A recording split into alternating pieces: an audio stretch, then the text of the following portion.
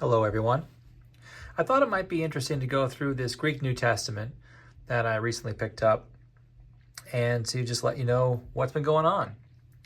So about a year ago, I started looking into Greek, started to study it on my own, and I'm a big fan of free resources, so I've made use of Blue Letter Bible, of Logos, online software, where they have the Greek New Testament available there. And on YouTube, there's a channel called Alpha with Angela, which there's going to be a link in the description for that. She has several videos where she's teaching people how to learn Greek. And what's good about that is there's a concept called comprehensible input. So how best do we learn a language? We learn a language in pieces that we can understand. Now, if we're given charts and charts and charts, and a grammar textbook with all these incomprehensible rules, it's very hard to learn stuff.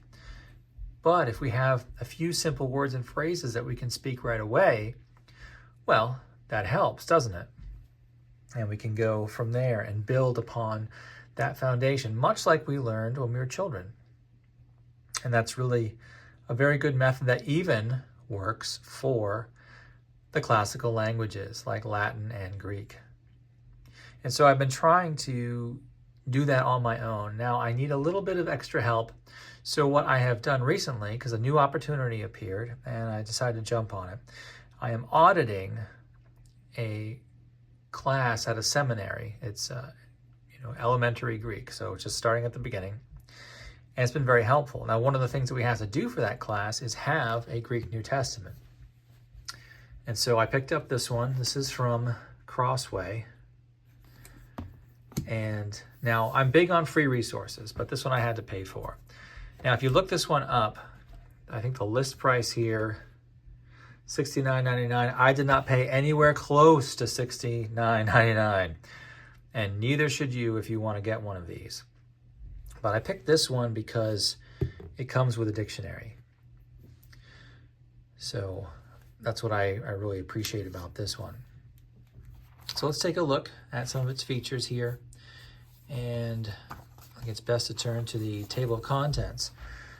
Now, if you have any facility with Greek whatsoever, you might notice that these books are in a different order than you're used to with the New Testament.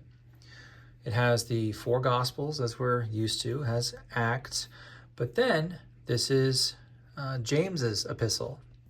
Then we have two of Peter's epistles, and they distinguish them by alphabet letters rather than by numbers. So alpha and beta. So Peter, 1 Peter, 2 Peter. And then these are the 1st, 2nd, and 3rd John, the John epistles, alpha, beta, gamma. And then we have Jude. Then we go into the Pauline epistles, from Romans all the way down here to Philemon. And then we have Hebrews, and then Revelation. And that's how that works there. Now, what's nice about this, let's see. Our professor has required us, even though he doesn't even know who I am because I'm just auditing. I'm watching pre-recorded videos. But anyway, our professor's required us to bring our Greek New Testament to church. Not to show off, hey, look at me, I'm learning Greek, but to learn a little bit from context while at church. And it's actually been helpful. So let me turn over here to James. We were in James recently, this past Sunday actually, and picked something up that I didn't expect to. There's a very simple sentence in James 1:16. It's a very short verse. And it says in English, "Do not be deceived, my beloved brothers." Well, this is the verb for deceived. But this word is a word that negates the verb. So instead of saying be deceived, it's saying do not be deceived. Don't be deceived. And so I figured out that this word, may, it negates verbs. It comes before a verb and it negates the verb that follows. I thought, hey, that's pretty handy. So it's true. So my professor was right to suggest that I bring this to church. It's a little unwieldy having this open and then my Bible open. and also my notebook, which is a similar size because it's a moleskin notebook. But it worked. It worked. It's just except when someone has to walk by me to leave the room for a minute. But nonetheless, it's doable. And then, let's see, I noticed something else as well. We were also in Hebrews. And here in Hebrews 4:4, I noticed this word repeated on these two lines. And even though there's a slightly different ending, this has a sigma on the end and this does not. But what I noticed was, hey, if those are the same words, let me look at the English version over here. This has got to be the word for day. And it turns out that it is. So that was awesome. Now, additionally, like I had noted before, this has a dictionary. Now, Greek words do change form with case for nouns, and they change form as verbs, depending on what tense they are. Now, that can get a little bit tricky when you look up in the dictionary, because the dictionary is meant to be the primary form of the verb. Well, if you have some kind of altered form, that can get a little bit tricky.